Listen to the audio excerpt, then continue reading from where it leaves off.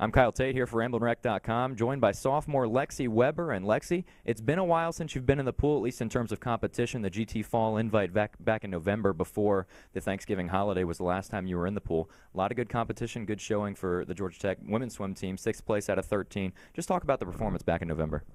We were really proud of how we did. It was really good to see how we were at the middle of the season, and it kind of helps us predict how we're going to be at the end of the season at ACCs. So it was really nice to see that we were doing so well. After the invite, it was a long holiday. You know, the Christmas holidays, you get to, go home, celebrate with your family, or at least I hope you did.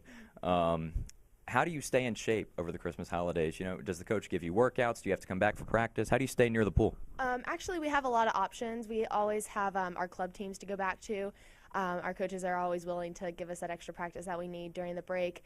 But if we can't make it back to there, we'll try and find a pool around where we live. For example, there's a new swim Atlanta opened up by where I live, so I went and swam with a friend of mine there, and then I was up around Tech on my own, so I would come here and swim by myself, and the coaches did send us a lot of practices to do, as well as weightlifting practices. So now at the GT Fall Invite, you set 3 personal bests in the 50, 100, 200 free. Going into this meet, do you still feel some momentum from a couple of months ago after those personal bests? Yeah, I'm a little nervous just because it has been a while since we have competed. I'm interested to see what I can do right now, but once again, we're kind of getting back into the swing of things. So, whatever happens, happens, and I know that I'm just preparing for ACCs right now. Now, the 2 teams you go up against this weekend, you head to Gainesville to swim against University of Florida on Friday, and then Florida State and UNC Wilmington on Saturday in a tri-meet.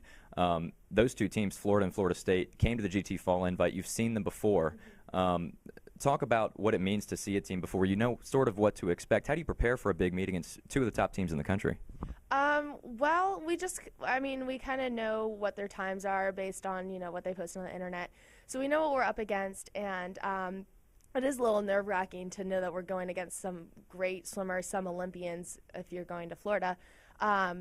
But it's always kind of refreshing to get that different competition that's not in the ACCs as far as UF goes, and then get that competition before ACCs as far as FSU goes. FSU, we know them. We compete against them. They're ACC, so we're pretty ready for them. UF, it's always great practice. It's hard. We know it's going to be hard, but it's the practice we need if we want to get to the level that we want to be at. Now, a lot of other sports, volleyball, football, basketball, they can prepare for another team by watching tape. You can't really prepare in swimming by watching tape of an opponent. It's really an individual sport, but you watch a lot of tape of yourself. Is that right? Yes, that's true. Now, what do you look for when you watch that tape when you prepare? Well, being at the level we're at, we've been swimming for years and years, and we kind of know what kind of techniques we need to have in order to be fast, or as fast as possible. So in seeing the tapes, we know how to kind of pick out what's right and what's wrong about our strokes or our turns or our starts, and fix that, and it kind of allows us to focus in on what isn't working and what needs to be changed. All right, Lexi Weber, thanks so much. Thank you. That's sophomore Lexi Weber joining us here on RamblinWreck.com. Until next time, I'm Kyle Tate.